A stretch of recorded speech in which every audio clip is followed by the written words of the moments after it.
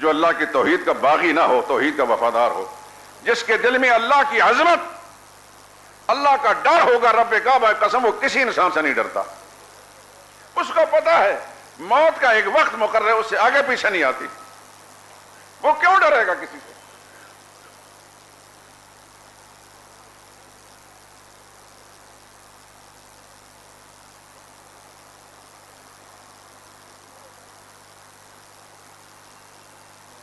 بعض اوقات باتیں کرتے وقت کچھ چیزیں یاد آ جاتی ہیں،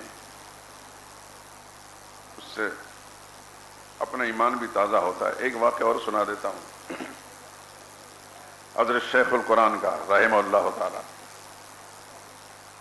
1953 کی تحریک ختم ہے، سب کو معلوم ہے، جو نوجوان ہیں انہیں معلوم نہیں ہوگی، ہماری تو عمر بھی 2-3 سال تھی شاید، اس سے ہمیں کچھ پتہ نہیں، لیکن سنا اور پڑھا تو ہے۔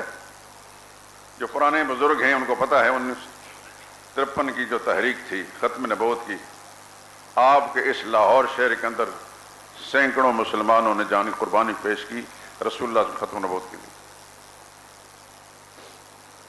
گولیاں چلوانے والے بھی پابند زمیں ہو گئے، ان کا نام و نشان مٹ گیا، کوئی اچھائی سے نام نہیں ذکر کرتا، ذکر کرے گا تو ان پر لعنت ہی بھیجے گا۔ لیکن جس نے نبی کے ناموس کی خاطر گولی کھائی وہ امر ہو گیا۔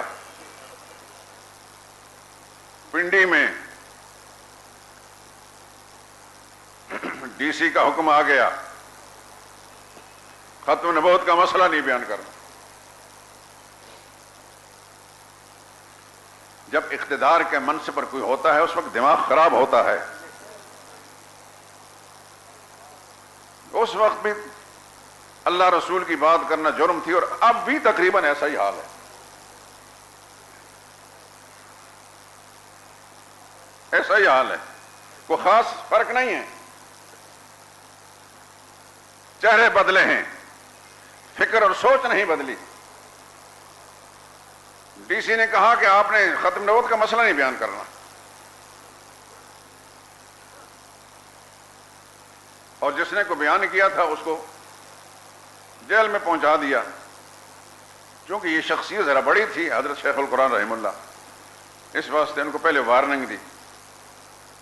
یہ سننے کے قابل ہے، حضرت شیخ القرآن رحمۃ اللہ تعالی علیہ نے 2 جڑواں بیٹے،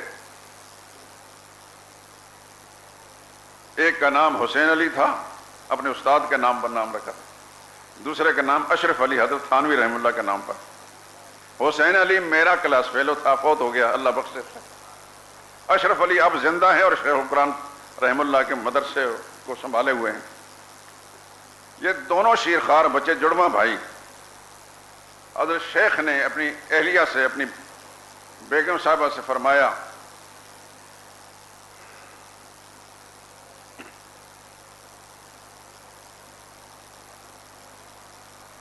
رسول اللہ صلی اللہ علیہ وسلم کی ختم نبوت اور ناموس کا مسئلہ ہے، آج میں ان بیٹوں کو ذبح کرنے لے جا رہا ہوں، ان کو نہلا کر دھلا کر صاف کپڑے میں لپیٹ کر رکھو۔ 2 طالب علم بلائے، ایک بچہ ایک طالب علم اٹھایا، دوسرا دوسرے نے اٹھایا، سیدھا ڈی سی کے دفتر میں چلے گئے۔ ڈی سی خوش ہوا کہ شاید یہ کہیں گے یس سر، جو آپ کا حکم ہے ہمیں قبول ہوگا۔ یہ یہی چاہتے ہیں، کیونکہ ان کی فطرت میں ہی ہوتا ہے یس سر۔ اپنے اوپر والوں کے سلوٹ مارتے ہیں، نیچے والوں سے چاہتے ہیں کہ ہمیں سلوٹ مارا جائے۔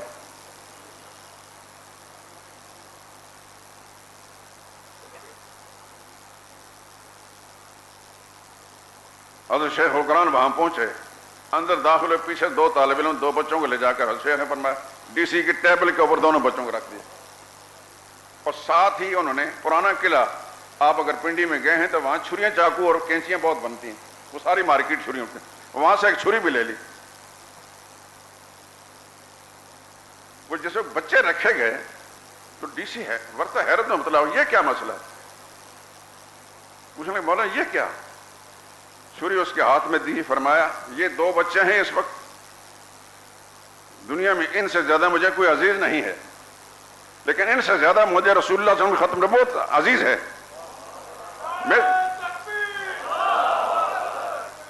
یہ چھری لو، میرے سامنے ان کے گلے کاٹو، ان کو ذبح کرو، میں ان کو ذبح کرانا منظور کر لوں گا، رسول اللہ صلی اللہ علیہ وسلم کا مسئلہ بیان کرنا نہیں چھوڑوں گا۔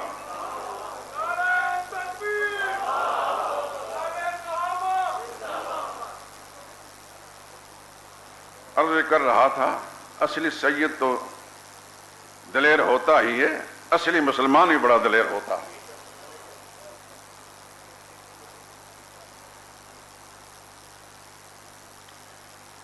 موضوع سے نکل جاؤں گا، باتیں بہت سی ہیں۔ تذکرہ ہو رہا تھا اس عظیم انسان کا۔ 1935 میں حضرت مولانا ادریس صاحب کاندھری نور اللہ مرقدوس شیخ الحدیث جامع اشرفیہ ہمارے استاد، انہوں نے لکھا بھی ہے، نظام اسلام ایک کتاب ہے، اس کے اندر لکھا بھی ہے، اور میں نے دوسری کتابوں کے اندر بھی پڑھا ہے، اور انہوں نے بیان بھی کیا تھا۔ گاندھی نے، ہندوستان کا گاندھی، ان کا جو قائد اعظم تھا، جو ان کا بابا قوم تھا، وہ لیڈر تھا، اس نے اپنے تمام وزیروں کو کہا کہ میں ہندو مذہب کے کسی بڑے کا نام نہیں لوں گا، کہ ان کو آئیڈیل بنا کر ان کے مطابق تم نے حکومت کا نظام چلانا ہے، اس لیے کہ ہمارے ہندو مذہب کے جتنے بڑے بھی ہیں ان میں سے کوئی بھی تاریخی شخصیت نہیں ہے۔ سچ وہ ہے جو گاندھی کی زبان سے بھی نکلا۔ البتہ میں کہوں گا کہ اپنے سامنے ابو بکر عمر کو رکھنا،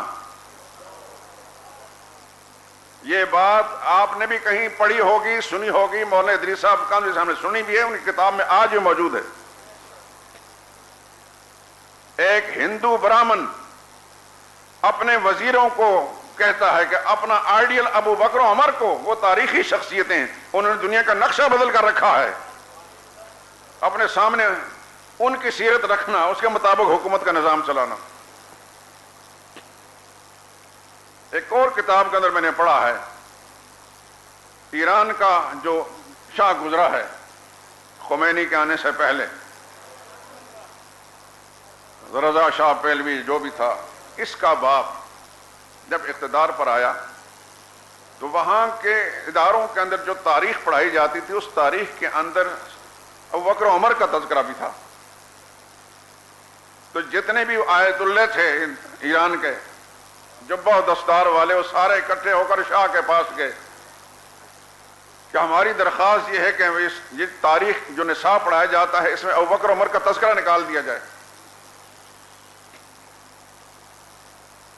باوجود ہے کہ وہ شیعہ تھا، لیکن اس نے ایک سچائی جو اس کو دل سے تسلیم کیا اور اس نے برملا اظہار کیا، کہنے لگا تم مجھے میں بھی شیعہ ہوں، میں جانتا ہوں، لیکن اگر ابو بکر عمر کا تذکرہ تاریخ سے نکال دیا جائے تو پیچھے رہ کیا جائے گا؟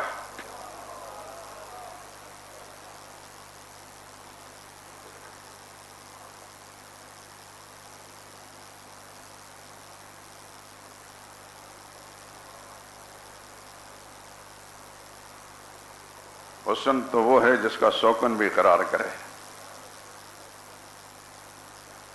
سوکن کبھی سوکن کی اچھائیاں نہیں مانتی، لیکن اگر وہ مان لے تو اس کا مطلب ہے کہ وہ حسینہ ہے۔ فاروق اعظم عطیہ الہی تھے، سرور کائنات نے اللہ سے مانگا تھا۔ جب فاروق اعظم رضی اللہ تعالیٰ عنہ اشہد اللہ الہ الا اللہ و اشہد انک رسول اللہ یہ کہہ کر زید بن ارقم کے گھر کے اندر ایمان قبول کیا، تو سرور کائنات صلی اللہ علیہ وسلم نے نعرہ تکبیر بلند کیا، اللہ اکبر جب کہا، تو سیرت اور تاریخ اور حدیث کتابوں کے اندر آتا ہے کہ رسول اللہ صلی اللہ علیہ وسلم اتنی بلندی کے ساتھ نعرہ تکبیر بلند کیا، پوری مکہ کی وادی میں یہ نعرہ تکبیر پھیل گیا۔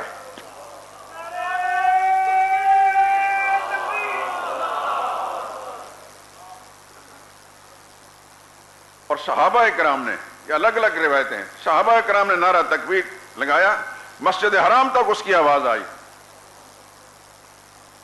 سمجھے کہ ایک قسم کا زلزلہ پیدا ہو گیا اہل مکہ میں۔ اور اسی وقت جبریل امین نازل ہوئے۔ ابن ماجہ حدیث کی کتاب ہے، اس کے بالکل شروع کے اندر یہ روایت موجود ہے، یا رسول اللہ لقد استبشر اہل السماء باسلام عمر اے اللہ کے پاک پیغمبر، عمر کے اسلام لانے پر آسمان والوں میں بھی خوشی کی لہر دوڑ گئی ہے۔ کوئی چیز تھے نا، نبی کی نگاہ فراست پہ قربان جائیے، انہوں نے بھی اللہ سے مانگا تو چن کر مانگا، اور پھر اللہ نے بھی پھر اللہ کا عطیہ بھی دیکھیں، اللہ نے پھر اپنے علم ازلی سے جس کے بارے میں اللہ جانتے تھے کہ یہی ایک وفادار ثابت ہوگا، ابو جہل پر اللہ کی نظر نہیں کی، اللہ جانتے تھے کہ ابو جہل اس کام کا نہیں ہے، فاروق اعظم کو چن کر محمد مصطفیٰ صلی اللہ علیہ وسلم کو دے دیا، اور جب وہ کلمہ پڑھ کر دار اسلام میں داخل ہوئے، نماز کا وقت آ گیا،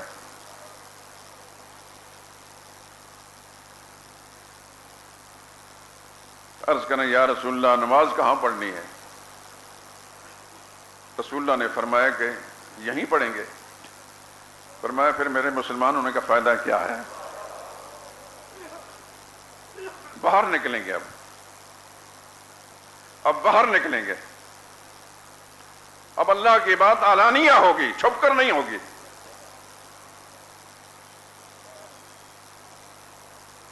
اسی لیے تو اللہ کے نبی نے فرمایا اللہم اعز الاسلام، اسلام کو عزت دے، اللہم اید الاسلام، اسلام کو طاقت دے، بے اسلام عمر بن خطاب کو ایمان دے کر اسلام کی قوت بڑھا دے، اور اللہ نے پھر طاقت دی۔ اس دن کے بعد پھر حضرت سلمان فارسی اور دیگر صحابہ کرام سے روایت ہیں، ہم میں سے کسی شخص نے چھپ کر عبادت نہیں کی، برملا علانیہ بیت اللہ میں آ کر عبادت کرتے تھے۔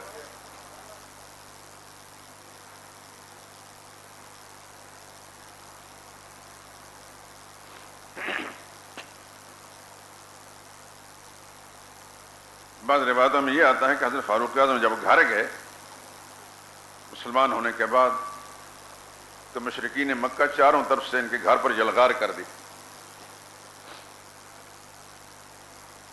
اور ان کو مارنے لگے۔ فاروق اعظم رضی اللہ تعالیٰ نے ایک ایک کو پھر مارا۔ یہ روایتوں میں آتا ہے کہ صبح سویرے سورج نکلنے سے کافی دیر پہلے مشرکین نے یہ یلغار کی تھی، اتنی دیر تک یہ لڑائی ہوتی رہی کہ حتیٰ رکعت الشمس، سورج طلوع ہو گیا۔ مشرکین چاروں طرف سے پل پڑے حضرت فاروق اعظم پر، لیکن وہ اللہ کا شعر، اللہ نے جس کے ذریعے سے اسلام کو قوت اور عزت عطا فرمائی تھی، جو اللہ کے نبی نے اللہ کی ذات سے مانگ کر لیا تھا، وہ بھی اتنا دلیر اور بہادر تھا کہ کیلا ان سب کا لڑتا رہا۔ آخر انہوں نے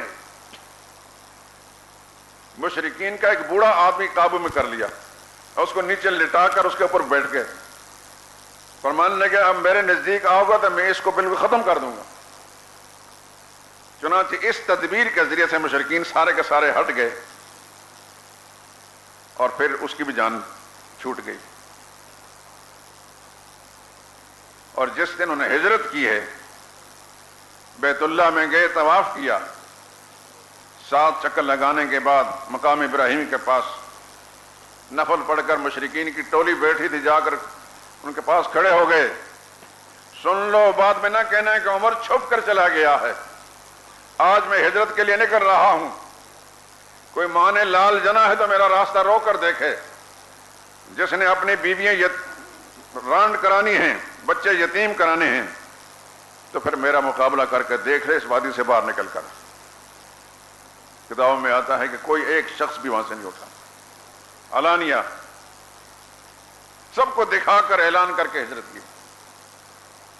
یہ تھے وہ فاروق اعظم رضی اللہ تعالیٰ عنہ، جن کے بارے میں اپنے غیروں نے بھی یہ تسلیم کر لیا کہ اگر اسلامی تاریخ سے عمر کو نکال لیا جائے تو پیچھے باقی کیا رہ جاتا ہے۔ فاروق اعظم رضی اللہ تعالیٰ عنہ وہ خوش نصیب انسان ہیں کہ ان کی رائے کے مطابق اذان کا سلسلہ شروع ہوا نمازوں کے لیے، انہی کی رائے کے مطابق۔ انہوں نے خواب جو دیکھا، ایک دوسرے صحابی نے وہ خواب دیکھا کہ خدا کا فرشتہ آ کر اس طرح کلمات اللہ اکبر آخر تک لا الہ پڑھ رہا ہے، انہوں نے پہلے یہ رائے دی تھی حضور صلی اللہ علیہ وسلم کو، نماز کے لیے اعلان کیا جائے، جو بھی موضوع الفاظ ہوں اس کے لیے اعلان کیا جائے۔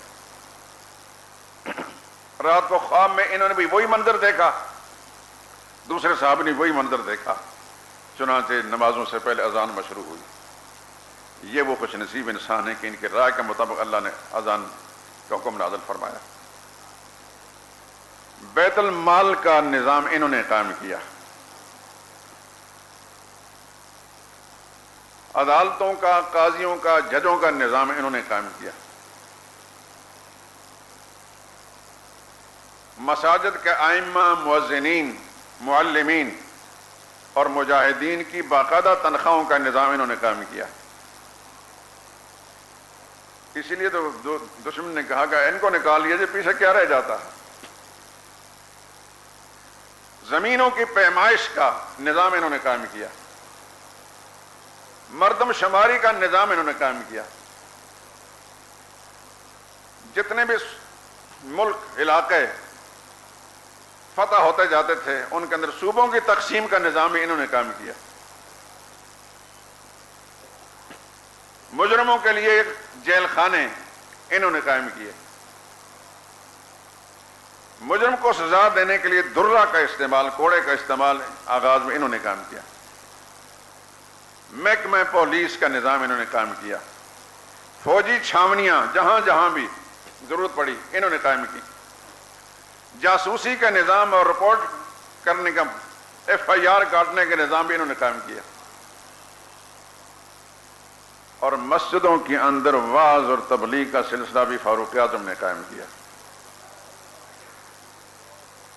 قرآن کریم نازل تو ہو چکا تھا، لیکن مختلف قراتوں کے مطابق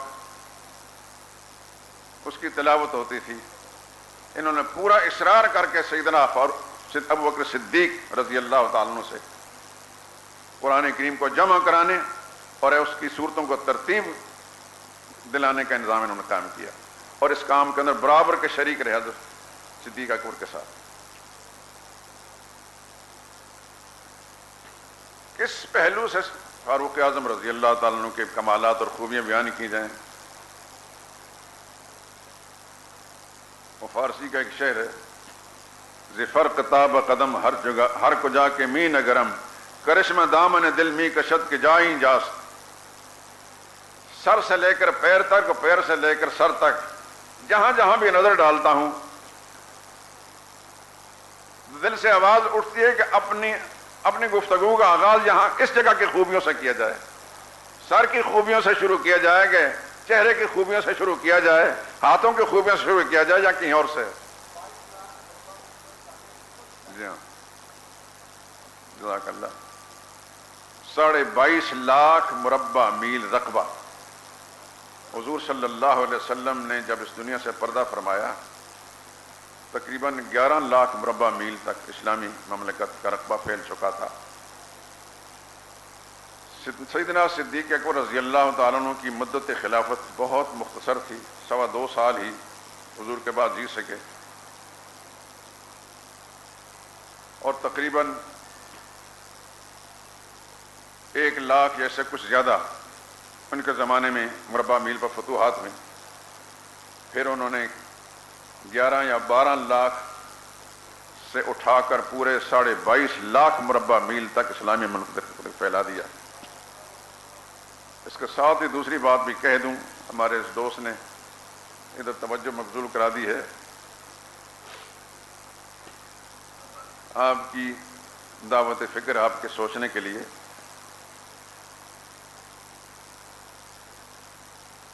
سیدنا عثمان رضی اللہ تعالیٰ عنہ نے جب شہادت کے رتبے پر فائز ہوئے تو اس وقت اسلامی مملکت 35 لاکھ مربع میل تک پہنچ چکا تھا، اور پھر سیدنا علی رضی اللہ تعالیٰ عنہ کے زمانے میں فتوحات نہیں ہوئیں۔ اس کے بعد سیدنا خال المسلمین، امیر المومنین، امام المتقین، سیدنا معاویہ بن ابی سفیان رضی اللہ تعالیٰ عنہ خلافت پر آئے ہیں، انہوں نے 35 لاکھ مربع میل سے بڑھا کر 65 لاکھ مربع میل تک پہنچایا۔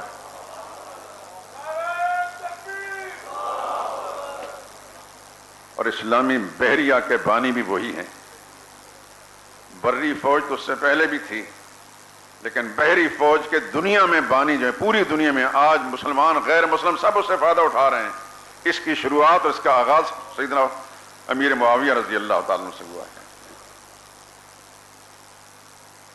بخاری کے اندر جو روایتیں ہیں، حضور صلی اللہ علیہ وسلم نے فرمایا اول جیش من امتی یغزون البحر، میری امت کا پہلا لشکر جو سمندر میں جنگ کرے گا، قد اوجبو، انہوں نے اپنے اوپر جنت واجب کر لی ہے۔ ام حرام ایک صحابیہ ہیں، ان کے گھر رسول اللہ صلی اللہ علیہ وسلم تشریف فرما تھے اور آرام فرما رہے تھے، آنکھ لگ گئی تو حضور صلی اللہ علیہ وسلم بیدار ہوئے، تو پہلی بیداری پر فرمایا اول جیش من امتی یغزون البحر، یہ بخاری کے الفاظ ہیں، میری امت کا پہلا لشکر جو سمندر کے اندر جہاد کرے گا، قد اوجبو، انہوں نے جنت اپنے اوپر واجب کر لی ہے۔ پھر رسول اللہ صلی اللہ علیہ وسلم لیٹ گئے، آنکھ لگ گئی، پھر بیدار ہوئے، پھر فرمایا اول جیش من امتی یغزون مدینہ قیصر مغفور لہم، میری امت کا پہلا لشکر جو قیصر کے دارالحکومت، جس کو آج استنبول کہتے ہیں، اس زمانے میں قسطنطنیہ تھا، قسطنطینیہ، جس کو غلط سے لوگ قسطنطنیہ کہتے ہیں، قسطنطینیہ اس وقت استنبول ہے۔ فرمایا کہ میری امت کا پہلا لشکر جو قیصر کے دارالحکومت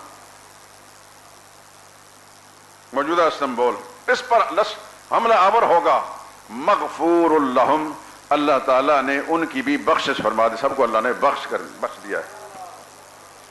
تو پہلا لشکر جس نے بحری جنگ کی حضرت معاویہ ہیں رضی اللہ تعالیٰ عنہ، اور پہلا لشکر جس نے مدینہ قیصر پر چڑھائی کی حضرت معاویہ کا بیٹا ہے، جس کو آپ لوگ گالی دیتے نہیں تھکتے۔ آپ کے اس ملک کے اندر ایک طبقہ تو ہے نا جو اپنی بخشش کا ذریعہ یہ سمجھتا ہے جب تک یزید کو گالی نہ دے دیں اس وقت کھانا بھی نہیں ہضم ہوتا۔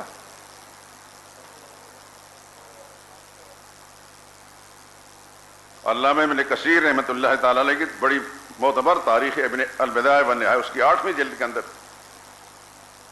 بڑی تفصیل کے ساتھ اس کا ذکر کیا گیا ہے، اور بخاری کی حدیث کا حوالہ دے کر فرمایا کہ اس لشکر کے اندر جو قسطنطینیہ یا مدینہ قیصر پر حملہ آور ہوا، بڑے بڑے اجلہ صحابہ اکرام اس لشکر کے اندر موجود تھے، اور اس میں بوڑھے صحابہ حضرت ابو ایوب انصاری رضی اللہ تعالیٰ عنہ بھی تھے، جن کا اس سفر میں راستے میں جاتے ہوئے انتقال ہو گیا، اور اس لشکر کے کمانڈر ان چیف، فوج کے سپہ سالار امیر معاویہ رضی اللہ تعالیٰ عنہ کے بیٹے تھے۔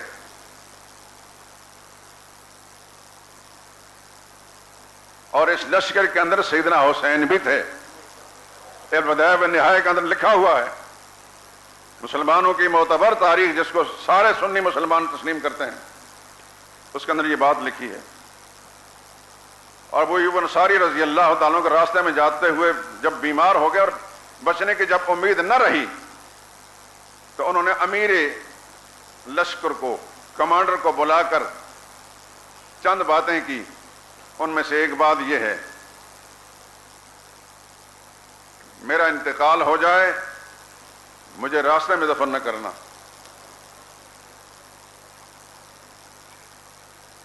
بلکہ آخری منزل اسلامی فوج کی جو ہوگی اس منزل پر لے جا کر مجھے دفن کرنا، تاکہ میں کل اللہ کی بارگاہ میں یہ کہہ سکوں یا اللہ جب تک زندہ رہا تیری راہ میں جہاد کرتا رہا تیرے دین کی سربلندی کے لیے، اور جب میری موت واقع ہو جائے یا اللہ میری میت بھی تیرے راستے میں چلتی رہی۔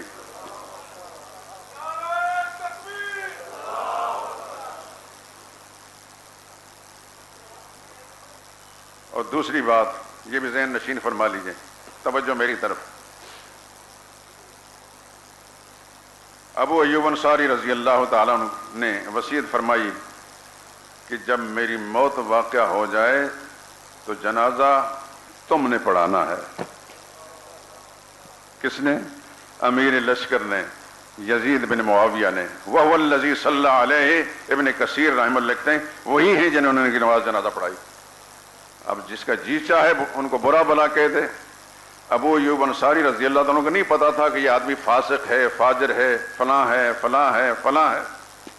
جو صحابہ اکرام اس کی کمان میں جہاد کرنے جا رہے ہیں ان کو نہیں پتا چل رہا تھا، 1500 سال کے بعد آج کے شیطانوں کو پتا چل گیا،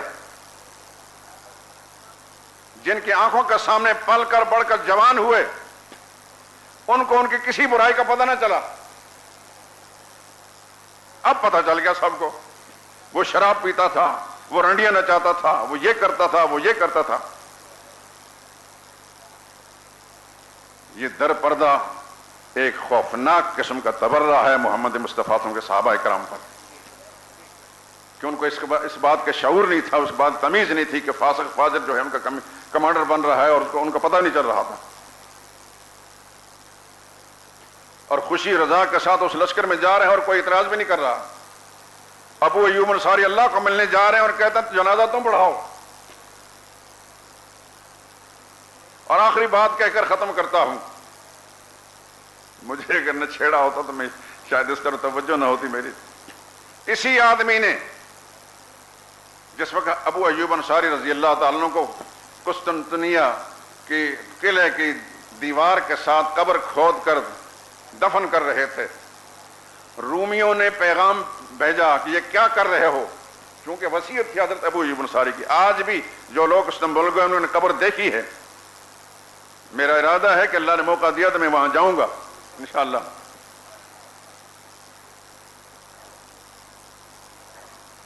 ہمارے پاکستان کے ایک بہت بڑے افسر وہاں سے باقاعدہ ان کی قبر کی تصویر بھی لے کر آئے، وہ سرکاری ڈیوٹی پر گئے تھے لیکن وہاں جا کر پھر انہوں نے اصل سرکار کی ڈیوٹی دی۔ خیر، رومیوں نے کہا کہ تمہارے جانے کے بعد یہاں مت دفن کرو، تم چلے جاؤ گے ہم کی لاش کو اٹھا کر باہر پھینک دیں گے۔ میری بات کو غور سے سننا میرے دوستو، اور اگر کسی کے پاس اس کے لیے تردید کے دلائل ہیں تو مجھے بتا دینا، میں اس کی تائید کے دلائل کتابوں کے ذریعے سے بتا دوں گا انشاءاللہ۔ یہ سنی سنائی باتیں نہیں نقل کرتا، میں اپنی آنکھوں سے دیکھ کر کرتا ہوں۔ تو یزید نے پھر فوج کو حکم دیا کہ اچھا انہوں نے ہمارے صحابی رسول ان کی قبر ان کی میت کے ساتھ بے حرمتی کا سلوک کرنا ہے، فوج کو حکم دیا کہ توڑو اس قلعے کی دیوار کو۔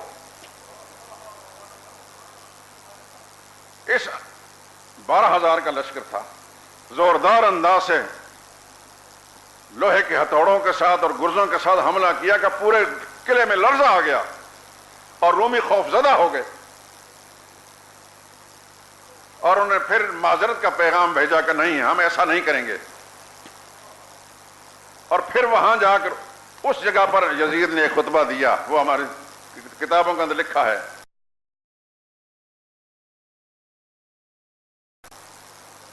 عقد الفرید تاریخ کی کتاب ہے، ابن عبد الرب نے لکھی ہے، میرے پاس موجود ہے، اور کتابیں بھی ہیں۔ اس کا تھوڑا سا ابن قتیبہ نے بھی اپنی کتاب المعارف کے اندر نقل کیا ہے۔ وہ کہتے ہیں یا اہل القسطنطنیہ، اے قسطنطنیہ رہنے والو، خبردار آگاہ ہو جاؤ، ھذا رجل من اکابر اصحاب نبینا صلی اللہ علیہ وسلم، یہ شخص جس کو ہم دفن کر رہے ہیں یہ ہمارے نبی صلی اللہ علیہ وسلم کے بزرگ صحابہ میں سے ایک ساتھی ہے۔ وَنَحْنُ دَفَنَّا حَيْثُ تَرَوْنَ، اور تم دیکھ رہے ہو کہ ہم یہاں ان کو دفن کر رہے ہیں۔ واللہ خدا کی قسم، لَإِن نُبِشَ مِن قَبْرِهِ، اگر ان کو قبر سے نکالا گیا، لَأَهْدِمَنَّ كُلَّ كَنِيسَةٍ فِي بِلَادِ الْعَرَبِ، تو پورے خطے عرب کے اندر کسی ایک گرجے کو سلامت نہیں چھوڑوں گا، اور کسی ایک عیسائی کو زندہ نہیں چھوڑوں گا اگر ہمارے نبی کے اس بزرگ صحابی کی میت کے ساتھ بے حرمتی کا سلوک کیا۔ اس دھمکی کا نتیجہ یہ نکلا کہ اس وقت سے لے کر آج تک رومی چلے گئے، مسلمانوں کے قبضے میں آ گیا، سیدنا ابو ایوب انصاری رضی اللہ تعالیٰ قبر محفوظ ہے.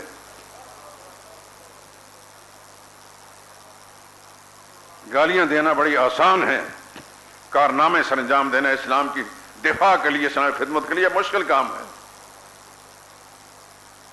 اللہ سے دعا کریں کہ اللہ مسلمانوں کے دلوں کے اندر دین کی غیرت، دین کی محبت، رسول اللہ صلی اللہ علیہ وسلم کی سچی محبت، رسول اللہ صلی اللہ علیہ وسلم کے ساتھیوں کی سچی محبت پیدا فرما دے اور اس پر قائم رکھے. سنی سنائی باتوں پر نہیں، اصل حقائق.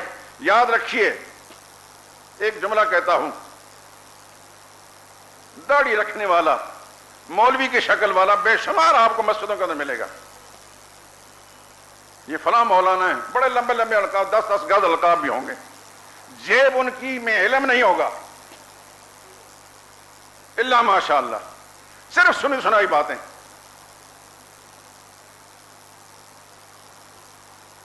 میں حنفی مذہب رکھنے والا، لیکن صرف فقہی مسائل میں امام اعظم ابو حنیفہ رحمہ اللہ کے دلائل اور ان کے اجتہاد پر عمل کرتے ہیں. تاریخی مسائل کے اندر ہم کسی کے مقلد نہیں ہیں. ایک لمبا میدان ہے، بڑا وسیع میدان ہے، ہر کتاب کو ٹنٹولنا کھنگالنا ہمارا کام ہے، ہماری ذمہ داری میں سے. میں صرف سنی سنائی باتوں پر عمل نہیں کرتا کہ فلاں حضرت نے یہ کہا، فلاں حضرت نے کہا، فلاں حضرت نہیں. مر کر میں نے اپنی قبر میں جانا ہے اور اپنے اعمال کو اور اپنے گفتار کا حساب و کتاب خدا کے سامنے دینا ہے. کبھی کسی کے بارے میں سوء ظنی اور بدگمانی رکھنا ناجائز سمجھتا ہوں اور اپنے مسلمان بھائیوں کو بھی اس بات کی تلقین کرتا ہوں، بلا وجہ غلط سنی سنائی باتوں پر کسی مسلمان کے بارے میں بدگمانی مت رکھیں، خصوصاً وہ مسلمان جو صحابہ اکرام میں سے ہو یا صحابہ اکرام کا ساتھی ہو یا صحابہ اکرام کی اولاد میں سے کوئی ہو.